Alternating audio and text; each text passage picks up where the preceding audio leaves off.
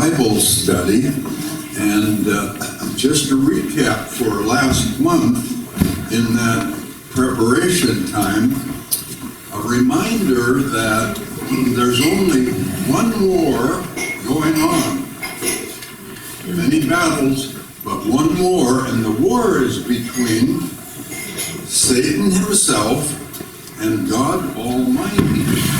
And that started way back in Genesis 1:1 and before, when Satan determined he wanted to be God.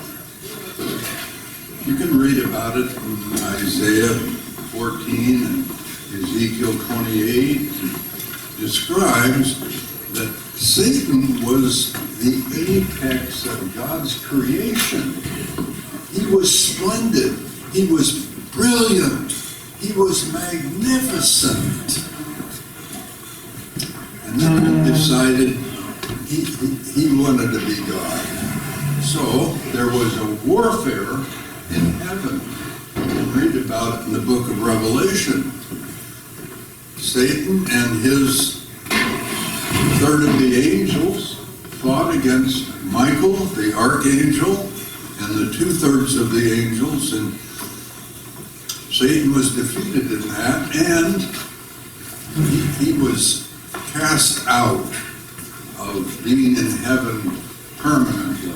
He could wander through there once in a while. However,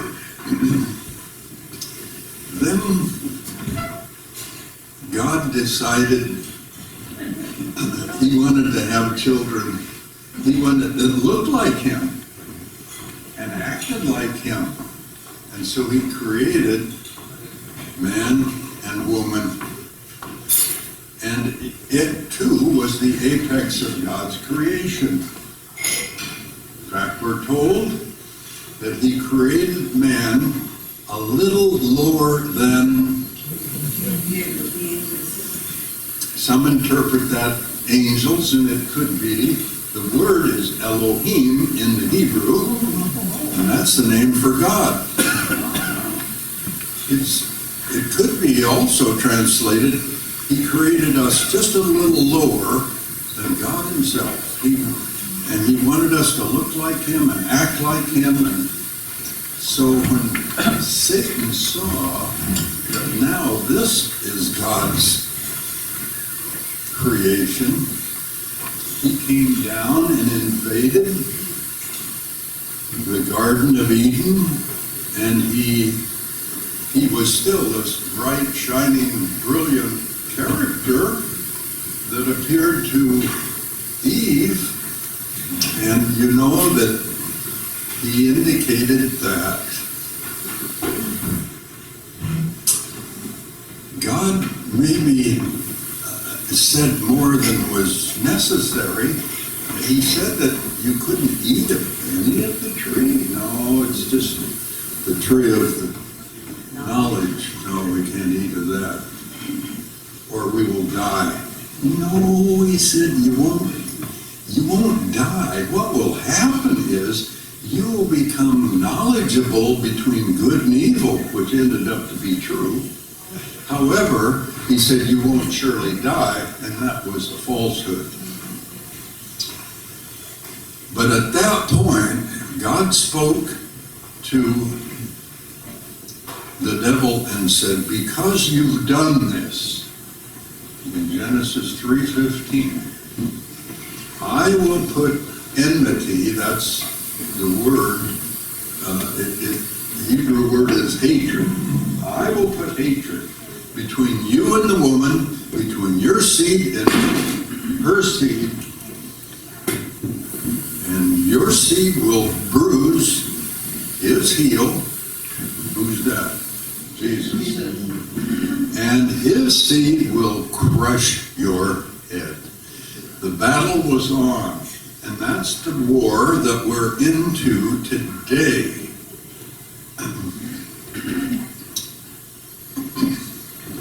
We're told that in the scripture, we do not fight against flesh and blood. What is that? Human beings. That's not our warfare. Satan wants you to think it is.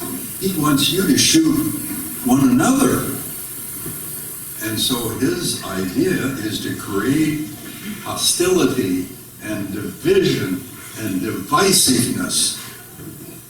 And he uses many means to do that, so that we think these people are bad people. They're not in our religion, so we're against them. Or they're not in our party. The Democrats or the Republicans, they're against each other. Or they're not in our ethnicity. And they don't think like we do.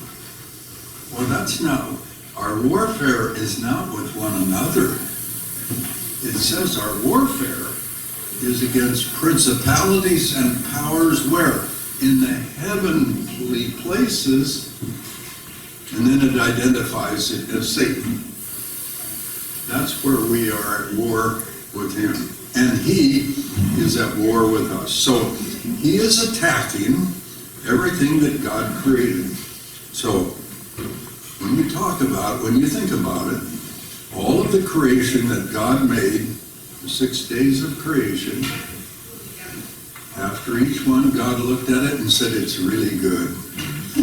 He wrapped it up and said, it's very good.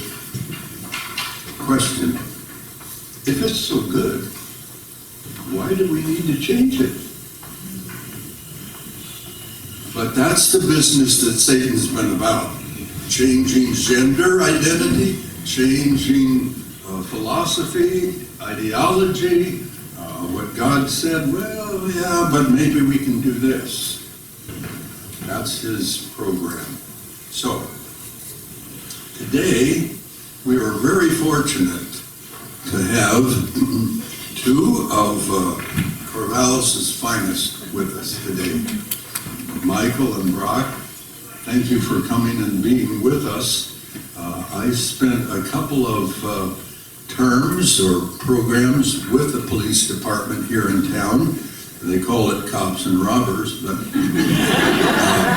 it was fascinating, and I want to tell you, I was totally impressed with the professionalism of our department. And I wouldn't say that unless I mean it. But nationally,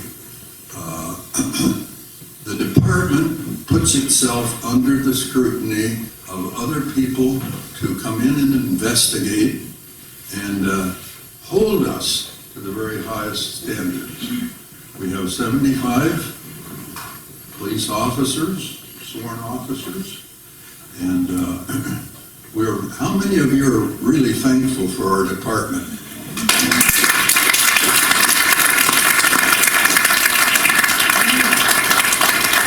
The rest of you will be arrested as you leave. Michael Hinckley has been with the department for 15 years. He's a sergeant. He's been used to train others, and we're thankful he's here.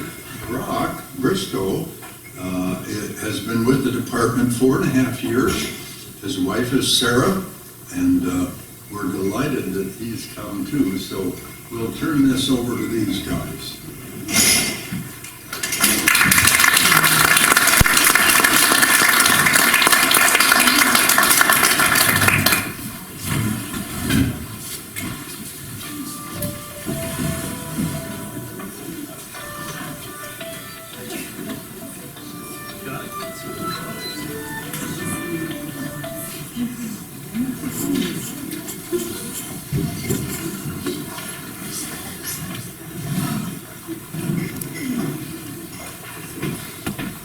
Hello. It is wonderful to be here. I grew up in this church. A lot of memories here. A lot of very familiar, friendly faces. It's wonderful to see all of you again. Just being here feels like home right now. It feels comfortable being in this room and seeing all the friendly faces. Thank you for inviting us. Thank you for the wonderful lunch that was That was fantastic. We're very honored to be here today. Like the pastor said, my name is Michael Hinckley. I'm with the Corvallis Police Department, been here 15 years. And right now, I am on the community livability team. Brock is also a member, and I'll let him give a brief introduction to himself and an overview of his career. But on the community livability team, we specialize in outreach, engagement, crime prevention. We do what's called problem-oriented policing or hotspot or evidence-based policing. So we look at data and try to find out where the areas of high crime are. And then we try to find the underlying reason for the crime. And then we bring in all our community partners. We meet monthly with OSU and the Parks Department and the Public Works Department and different organizations to try to find some underlying causes for the problems. So we kind of have a wide range of duties. You'll find out some more of them there, but much of what we do is stuff like this. We meet with community groups, neighborhood groups. We give presentations about the police department. We give presentations about crime prevention topics and other ways people can be safe in the community. Hand it over to Brock real quick. We're going to be sharing one microphone, so we're going to go back and forth just to give us a little bit of grace with that. My name's Brock. I really appreciate the introduction. I did not grow up in this church, so I'm really enjoying getting to meet all of you and learn more about you guys. And I'm thankful to be here, as well as glad when Mike asked me to come along. I have been in Corvallis for about a decade now. I grew up on the coast and came to OSU to study sociology. Got my degree and worked out at the Children's Farm Home for about 4 years as a skills trainer there, and then transitioned into policing. So I've been with the department 4.5 years, about 2 years now in the community livability unit. And so we're going to talk to you guys about the ways that Corvallis has been changing in the last 10 years. I've only been along for about half that ride, so Michael's going to help out with some of that longevity, but I'm excited to talk about some of the ways that policing is happening more recently. I forgot to mention, I think it's relevant, Brock and I are both members at Grace City Church. We both attend there. And Brock mentioned passing back the microphone. What he didn't mention is that he's on the worship team at Grace City, so talking to the microphone is very natural for him. So he's going to make it look very good.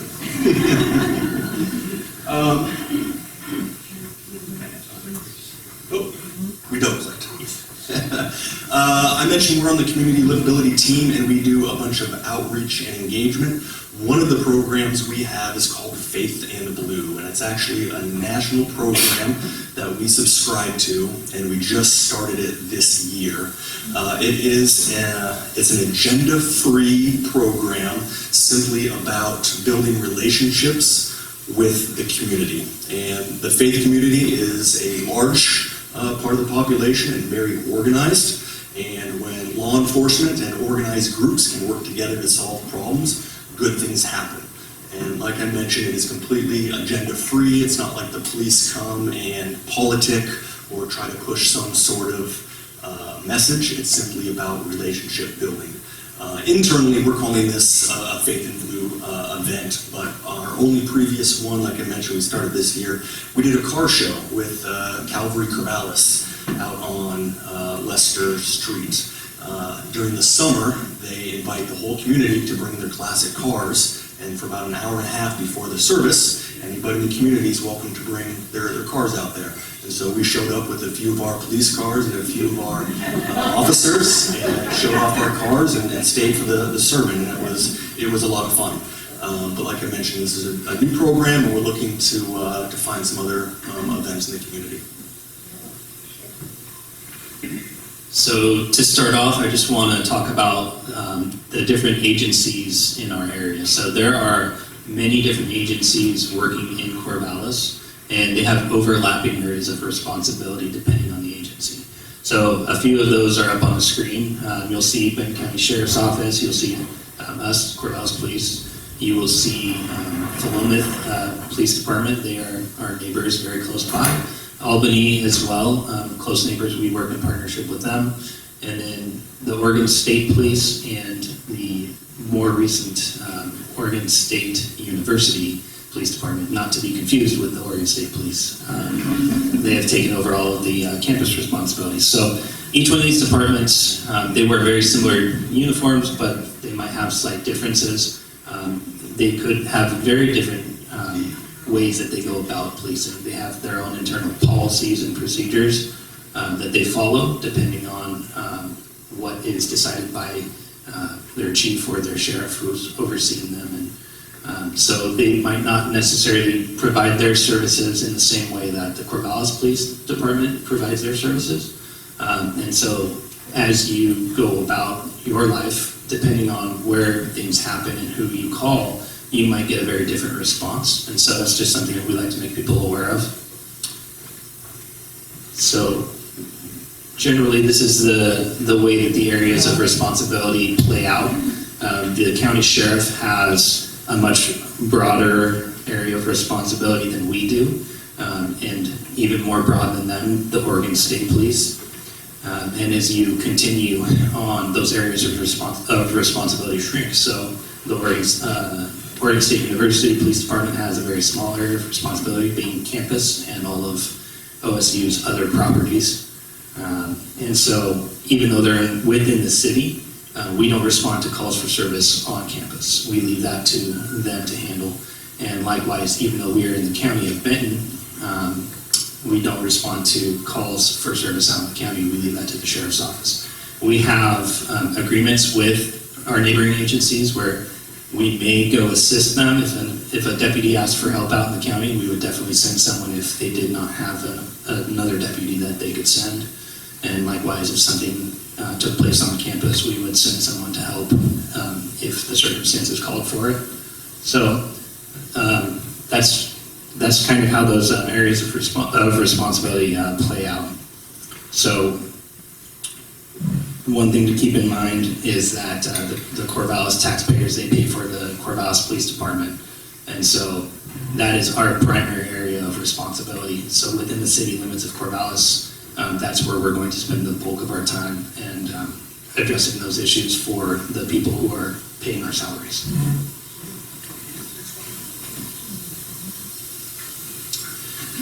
In addition to that, we do have some agencies that we are receiving services from, so we are users of their services, and we don't get a say in how their services are provided. So the big one that comes to mind for me, Benton County Jail. If we had our choice, maybe we would have that operate slightly differently, or we would invest different resources. But ultimately, we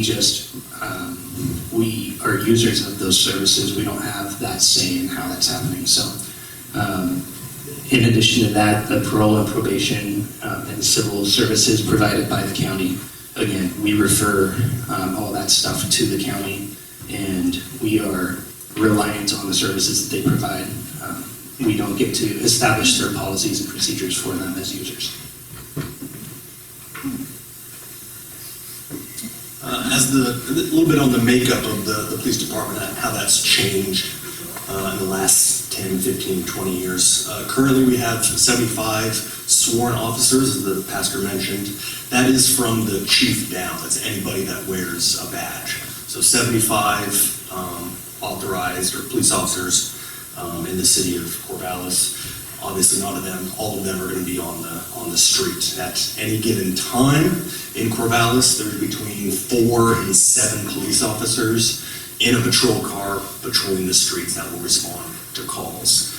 So in the patrol division, there's about 40 officers. The rest of that 75 is detectives, special assignments like the police and motorcycles, or like what Brock and I do. There's a few other specialized teams, but there's a pool of about 40 officers that actually patrol the city 24/7.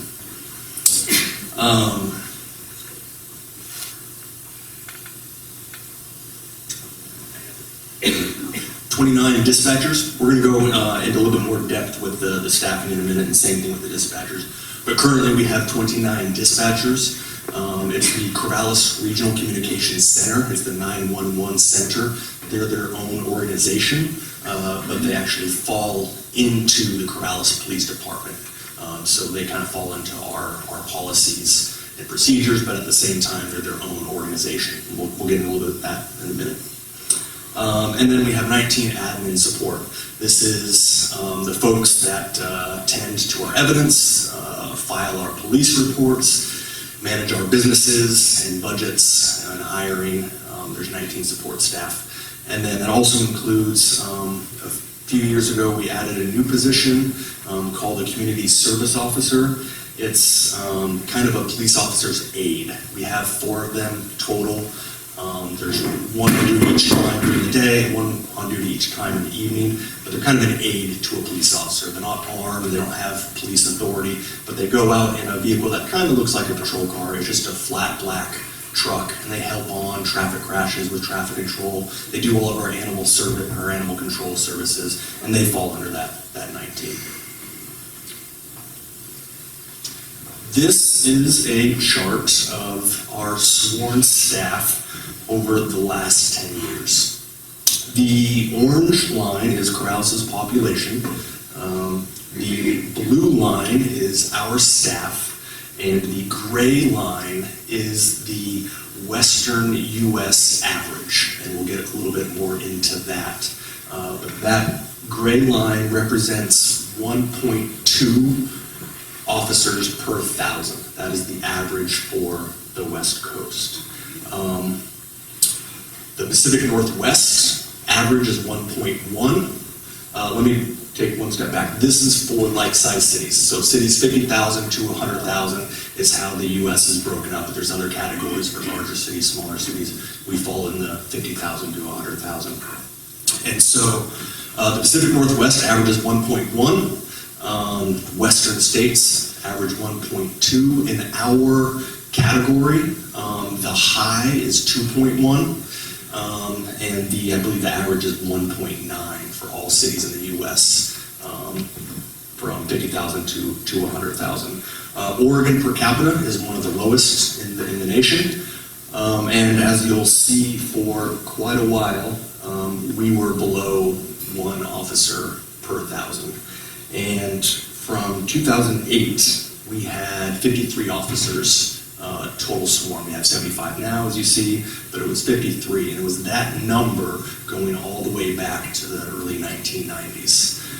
They added a couple of positions, you can see in 2009, 2010, and then almost immediately they froze those positions and cut one position, which took us back down to 53 for a little bit. They added a couple back, and then in 2013, if you remember, the city started passing levies. There was the library, the pool, and the public safety levy, and that added a few back and got us to 60, which gave us about a little more at that time to that 1.0 for per capita. And that is when the community livability unit started, was in 2014-15. That levy provided the staffing to give to our team. Some of those cuts back in the early 90s and 2000s, that was our community policing team is what they cut. So we weren't doing much of any community policing or crime prevention prior to 2015 for about 15 to 20 years. So 2015, we really got back into the game of doing community-oriented policing and problem-oriented policing. And then you'll see a big jump in 2020. Some of you that live in Corvallis might remember in the news that the city council added a water bill fee. It was a little controversial at the time for some people, but that water bill fee brought our staffing up to average for West Coast cities. And you look at that and you say, average, what do you mean? The blue line is above the gray line, which is average. And what I mean is, it is very difficult to estimate Corvallis' actual population. Some estimates put Corvallis' daytime population at 100,000 or more. When you compare us to Albany, Albany's population is fairly easy to estimate. You can go based fairly confidently off of the census. In Corvallis, because of our university, it is very difficult to know how many people are actually in Corvallis semi-permanently. We don't know how many students are registering with the census and saying they're here. And on top of that, if you look at our commuting rates, commuting in versus out in Corvallis, a lot more people are coming to Corvallis during the day than are leaving. And so again, it's hard to estimate the population, but what we've heard is it's 100,000 people or more during the day. And so that's what I say we go back. Here, we're about average now, if that makes sense. How many spots did that water levy let us add? Excellent question. Brock asked how many spots that water levy added. It added 15 police officers, and it added those 4 community service officers, those police officer aides. That's what it added. So that was right around the time that I was hired. Was right about that time that those positions opened up, and so there's been this huge opening that we've had to try and fill with officers. And so our hiring process has had to change drastically during that time. As I've been going throughout my career, the hiring process has had to change because the amount of applicants we've had has gone from somewhere over a pool of 100 to 150 applicants each time we open it up to all the way down to in 2020, we got about 5 applicants per month for the more than 10 open spots that we had. And so we weren't going to change our standards, so we had to figure out how we were going to be competitive because traditionally police departments have very slow hiring processes. And what we were figuring out is we've got to be faster than our neighboring agencies because we don't have a lot of good candidates coming in with such small pools of people applying, and we need to be giving that offer first so that they would choose to come here and work for us. So we've been whittling away at that. So to look at what our hiring process looks like, you put in your application, you take a written test, you come in for, if you pass that test, we ask you to come in for a speed interview. And we just ask you a couple of quick questions, get to know you, and send you out the door. And then, if you pass all that, we bring you in for a panel interview. We have some folks from throughout the community who sit in on that panel. We have people from throughout our chain of command, and sometimes non-sworn employees as well will sit in on those panels. And they bombard you with questions about your life and why you think you should work for the police department. And if you pass that panel, they'll ask you to come back and interview with the chief and 1 or 2 of the captains. And if you pass that interview and you still decide, okay, this is who we're looking for, they'll have you do a background investigation, and upon completion of the background investigation, you get a conditional offer. You still have to go in for a psychological evaluation and physical evaluation as well. So it's a very lengthy process, and it used to take months and months and months, and we've got it down to a science where it's just a matter of a couple of weeks. And that's, our background investigators are working very hard to make that possible, because we still have to keep those standards of making sure we scrutinize every little thing.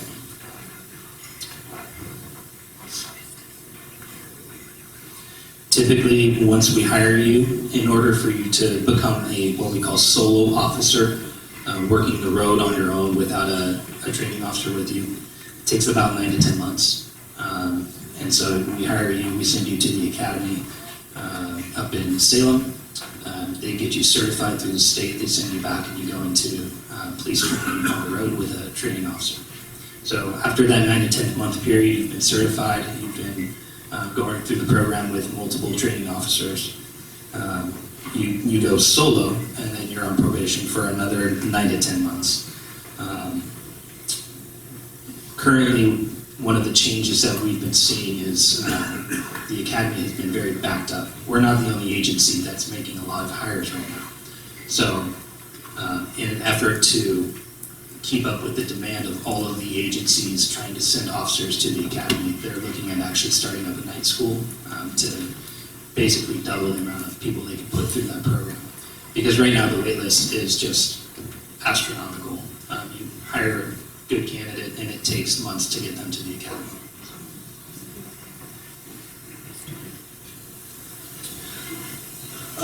We're going to talk very briefly about the staffing in the 911 center, but mostly about their call load. So a few slides back, you saw that the dispatch center has 19 staff. That is up from, I want to make sure I get this right, I'm sorry, 29 dispatchers. That is up from 17. There was a 911 taxing district that went on the ballot about 2020. And it basically changed the funding model for how the 911 center is funded. It used to be that each agency, based on the number of calls they got, paid a certain amount. And so, as you'll see, the Corvallis Police Department, out of all agencies in Benton County, is by far the most. So the Corvallis Police Department was taking a big portion of that funding. We took it from our budget and put it to the 911 center.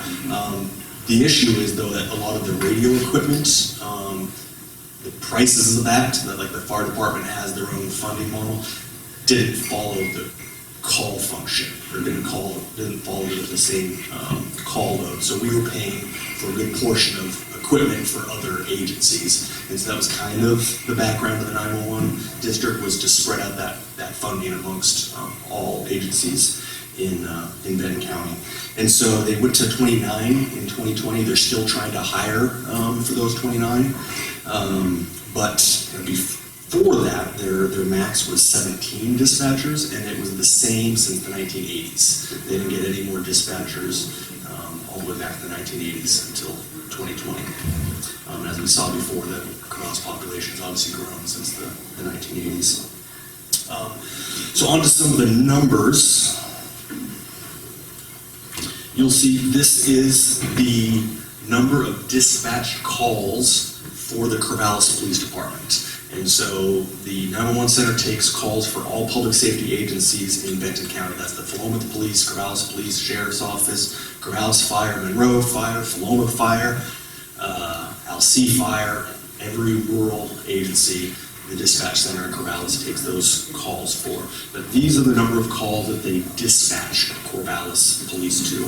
As an example, in 2022, they took 116,000 phone calls. That's the number of phone calls that came in, and the total number of calls they dispatched out was about 78,000.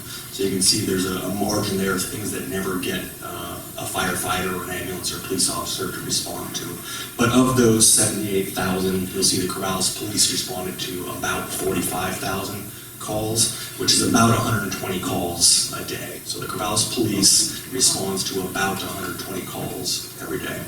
That doesn't always mean somebody's arrested, it doesn't always mean a police report is written, but somebody had a problem that they needed help solving, and 120 times a police officer goes and talks to somebody.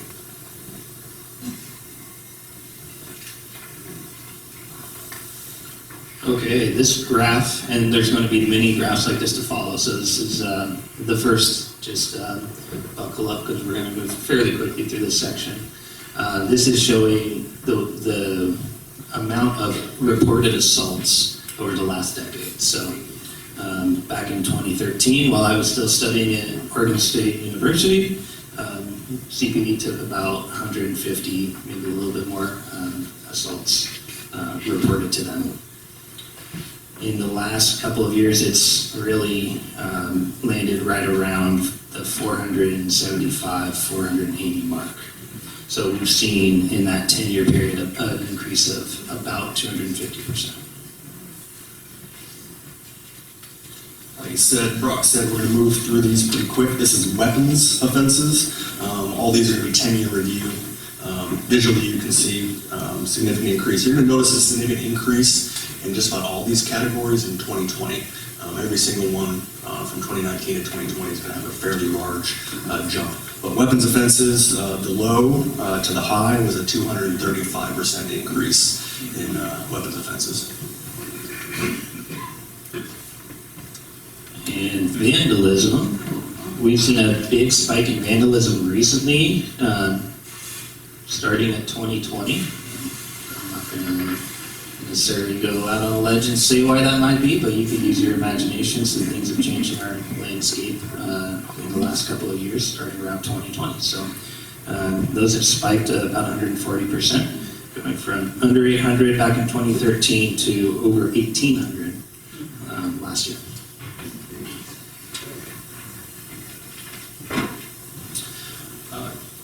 DUI, hard to see a trend on this one. There's a large dip in 2019. I'm not really able to speculate why, other than DUI is traditionally something that's enforced when an officer has free time.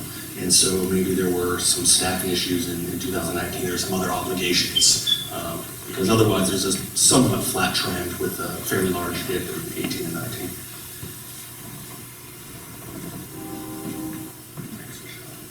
I'll go back 1 second. So 2019 was when I was hired with CPD. And so we did have 15 open positions behind me. And so we've been filling all those positions from that water fee, and I think that's probably why we're seeing that. This next one is vehicle elude. And so you'll see that we have taken a very big spike in people fleeing from us in a vehicle lately. From low to high, it's a 400% increase.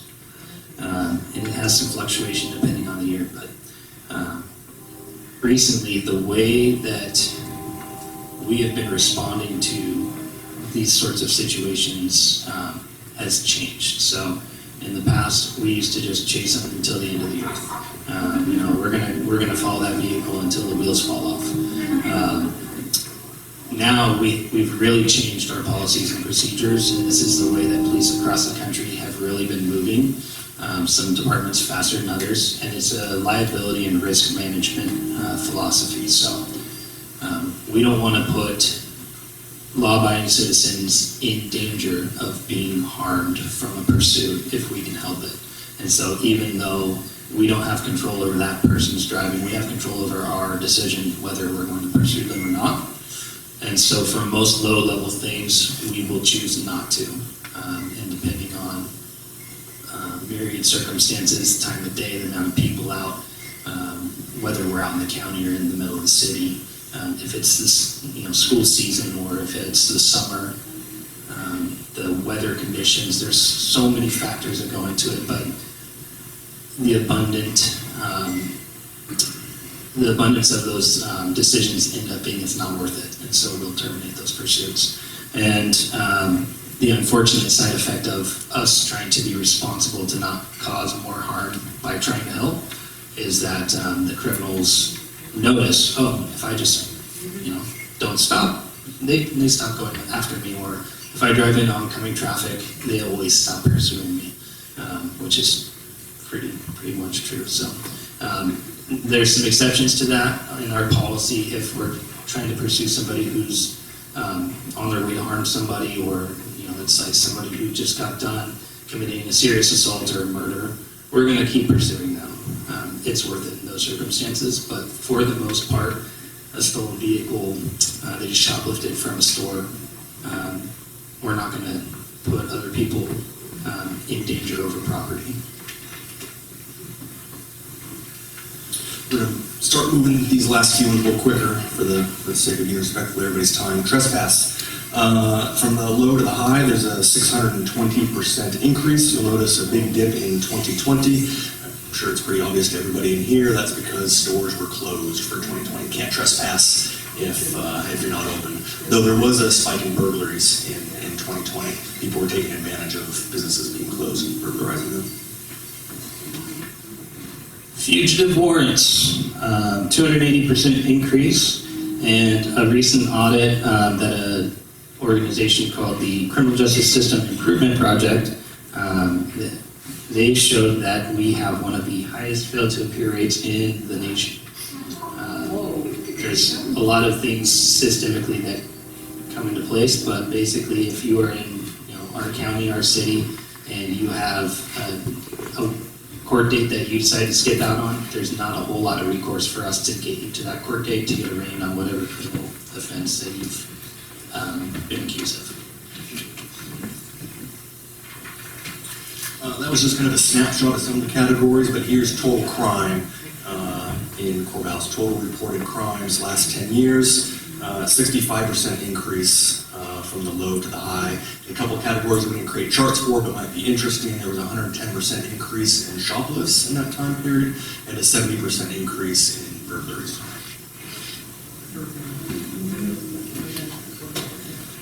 Case law. Case law is rules that we have to follow based on a judge's ruling. So we're going to hear a little bit about how laws have changed in Oregon.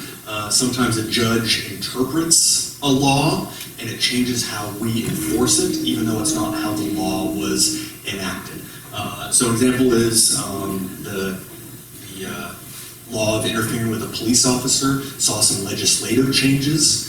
And we'll show you here some more about things like that at the next speaker here. But basically it said that a police officer can't charge you with interfering with a police officer unless there's an underlying criminal issue, specifically criminal issue. So if you're committing a violation, so not a crime, a step below, like a traffic ticket, or like peeing in public or something like that, and you refuse to obey our commands, we can't charge you with the interfering with the peace officers. There's some kind of a gap in the law there. But an example of case law is in Oregon, there's a law called harassment. Harassment in Oregon is kind of like the lowest level assault. It's you push somebody, you assault somebody, but it doesn't cause an injury. So like a push or a slap or something like that. But there used to be a section in harassment that said more or less intentionally, or saying something to somebody, intentionally trying to provoke them to fight. It was more or less how the language read. And that's still in Oregon law, but a judge many years ago said that's not lawful it's not lawful language, that's free speech. And so even though it says in the law that if you provoke somebody to fight, you're committing a crime of harassment, it's actually not enforceable and we can't arrest somebody for that. And so these judges' rulings are coming out constantly and we have to stay up to speed on them, and it's constantly changing what we can and can't enforce and how we do enforce them. We're just going to go over some quick examples real quick. So there's been a lot of changes in case law regarding DUIs lately. And it's really been making it a much, it makes it a complicated process for officers to try and follow. There's so much of what we call administrative justice, administrative rules that we have to follow as we're trying to go through this complicated investigation. And what ends up happening is you pull somebody over who's clearly intoxicated and you're thinking, well, do I do this one the same way I did the last one, or what changed in the last month or two? What did that email say I'm supposed to do if they say they want a lawyer, they don't want a lawyer, they don't want to do the tests, or they do want to do the test but they want to talk to a lawyer first? And it's just this never-ending, constant change that we have to adapt to. And so currently what we do is if you don't want to take the test and you don't want to talk to us, or you say you want to talk to a lawyer, we'll just apply for a search warrant. And so it's difficult because we want to get that BAC, that blood alcohol content of your blood, locked in. We want to know what it is so you can get that evidence that you're intoxicated. But we've got to sit down now and go through the process of writing a warrant out, calling a judge, talking to the judge, explaining to them what we see, getting them to sign off on this warrant, taking it to the hospital and having them do a blood draw. And it's one of those things where the process just takes a lot of time, and it's the confusion that's difficult, because for officers, I know it's difficult to keep up with the constant changes of the case law. And so the more complicated something is, the less likely somebody's going to want to engage in that. And so we don't want our officers dissuaded from going after DUIs, because that's what keeps us safe, right? We want to be aggressive in those kind of areas. And so it's fairly tricky, but we've kind of gotten to the point where, okay, we're just going to get these warrants really dialed in so we can do them as fast as possible, call the judge, and just get them to the hospital. Case law often involves search and seizure. So what is a lawful search and what is an unlawful search, and the circumstances around all these nuanced situations. But just as a broad picture, as an example, when I started 10 plus years ago, If you smelled marijuana in a car, it was lawful for a police officer to order you out of the car and search. That has slowly changed based on judges' rulings, that now a drug dog, when I started, a drug dog could walk around a car and it was considered legal for the dog to sniff the air around the car. That has now changed because of a judge's ruling that is an illegal search. You may not have a dog walk around a car to smell the air around the car. So it's difficult now to use a drug dog. You now have to have probable cause that a crime has committed to use the drug dog. Probable cause basically means you know there's drugs in there. So if I already know there's drugs in there, it's no use to bring the dog. And furthermore, like I mentioned, if you had probable cause, you could just search the car. Judges' rulings have changed now that we need a search warrant. So there used to be an exception to warrants called the mobile vehicle exception, and that's basically if a car was driving, you have to get a warrant. Judges have ruled that's no longer a lawful exception to getting a warrant, so now we have to get a warrant to seize the car and to search it. And so it's just procedural things that have changed over the last 10, 15 years. So de minimis, this is a term that basically means, oh, it's such a small thing, why are we even worried about it? So this is a recent case law that came out of a DUI stop where the person's tire just went over the fog line as they were making a turn right at the last second, and the officer stopped them because they're out running traffic at night trying to find DUIs, and sure enough, this person was intoxicated. Well, the judge ruled that even though they did technically commit the offense and everything was sound and it was illegal what they did, it was such a de minimis offense that they didn't really have the offense. And so they threw out the case. And so now, as we're trying to go out and make these stops, we have to be thinking about, okay, I saw the violation, I know that's a violation, but was it such a small violation that it's going to actually count as the violation? And that's not really it's not well established what that actually, that threshold is. And once this kind of case law happens on one sort of occurrence, oftentimes it will be something that comes into play on other things. And so you'll just see the landscape of what we do continue to shift that direction more and more. Similarly, governmental interest, it's what we call the is it worth it test. Judges have ruled that there has to be a compelling reason for the government to get involved. And so an example is we sometimes go to people's homes because somebody is suicidal. And if there's nobody else in the home but that person, the recommendation now is just leave. Whereas we used to stay and try to provide help, but sometimes that would go wrong and people would get hurt. And so when judges were looking back on those circumstances, they were saying, did the government really need to be there? Is this a place the government really needed to help? And sometimes the answer was no. And so as an example, if somebody's suicidal and has a gun or a knife and they're threatening themselves with suicide, we don't go to things like that anymore because governmental interest, what can the government really do in that circumstance? Who else is at risk? Another example is if we were to be driving down the street and somebody was yelling and screaming and creating all sorts of noise that violated the loud noise statute, but there was nobody else around, or maybe nobody was calling, same sort of thing. What's the governmental interest in getting involved in this if nobody's being bothered? And so that's also the question we have to be asking ourselves when we get involved is it worth it? Does the government really need to be involved in these circumstances? We're going to talk about legal camping real quick. Some of you probably noticed the landscape of Corvallis has changed a little bit as to legal camping. It's a little bit more prevalent than it was 10 years ago. Judges in Oregon and the Ninth Circuit have changed the rules with illegal camping. There was the Boise ruling, which said basically if you don't have open beds in your shelters, you can't enforce illegal camping, and so rules like that affect other areas, and it came into Oregon.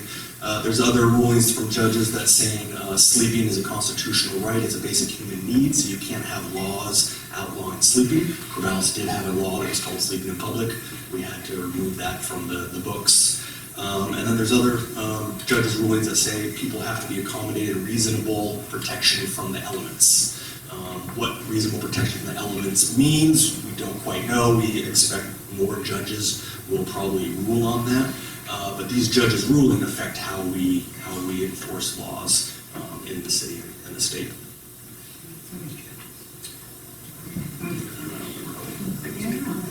I was just going to say, sometimes these different case laws or changes with the legislator and case law, they intersect in weird ways. So sometimes that can create maybe unintended or unforeseen consequences.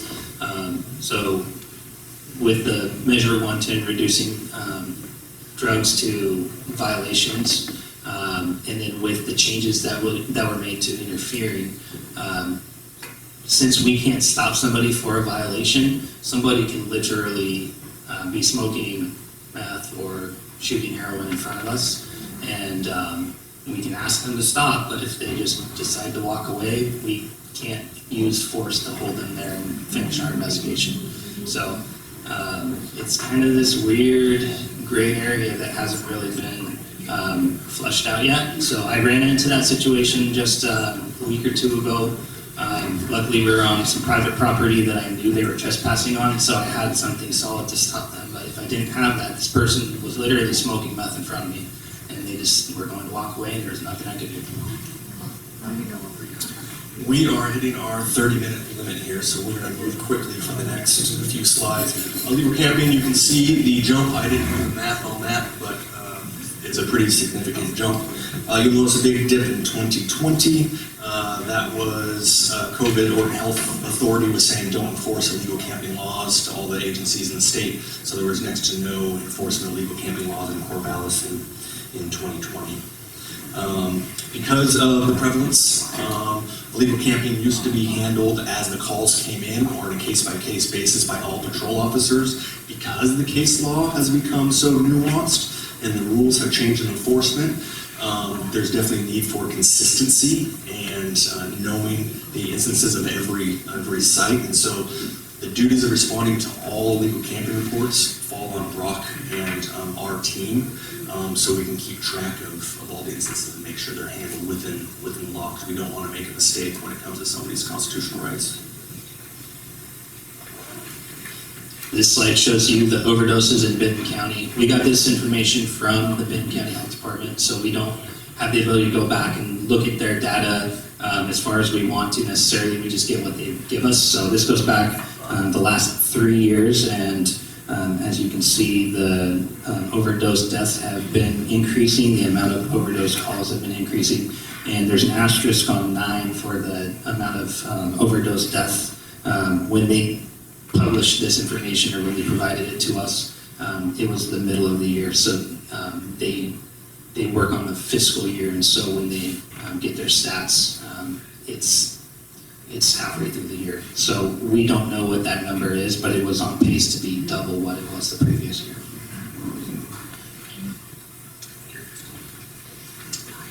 Another prevalent issue that we deal with is individuals experiencing mental illness of some sort.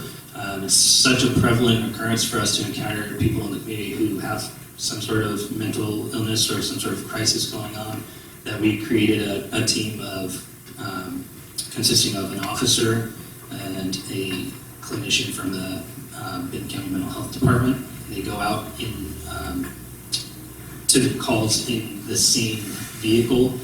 They respond together, and sometimes the officer will take the lead, sometimes the counselor will take the lead. It really just depends on the circumstances of who has more tools in their tool belt to address that situation. But this really came from the push of the community wanting to see more of inclusion of the mental health department in these calls, while also honoring the fact that they're really dangerous calls to go on sometimes. People who are experiencing these can sometimes be very violent, not always, and definitely not the majority of them, but some of them. And so being able to pair up the officer with the clinician was the model that we decided to go with, so that you had kind of the best of both worlds and to maintain safety. So this is our core team. It's Officer James Bryant and the licensed clinician Dana Svensson. And last slide. These are some resources that the Corvallis Police Department offers and ways you can learn more. We are on all these social media platforms. We have the Corvallis alert notification system. That's text alerts about natural disasters usually, or maybe a road is closed because of a major incident. We have an online reporting system. If you want to report a crime but don't want to talk to somebody, you can do it through your computer. We have a very robust bicycle registration program called Project 529. We highly recommend you register your bicycles. It significantly increases the chance that it will be recovered if it's stolen. If you're having chronic problems in your neighborhood, you can go to our website and ask for more patrols. It's called the Extra Patrol Request. And the pastor touched on this. It used to be called Cops and Robbers. We call it Corvallis Police 101 now. It is our 10-week community academy where you get in-depth instruction on all parts of law enforcement in Corvallis. I do highly recommend you attend that. It's a fantastic opportunity. But if you don't have the time for commitment for that, you can just do a ride-along. The form is on our website. You can spend 3 hours with a police officer in their car. And then Sept, that's crime prevention through environmental design. It's security assessments. If you would like one of us to come out to your house and tell you where your home is prone to crime, we are welcome to do that. And the way to sign up for that is on our website as well. I apologize for going over. To be respectful of everybody's time, I'm going to forego the questions section, but Brock and I will be here, and we will stay as long as you would like us to ask questions afterwards. Thank you for your time.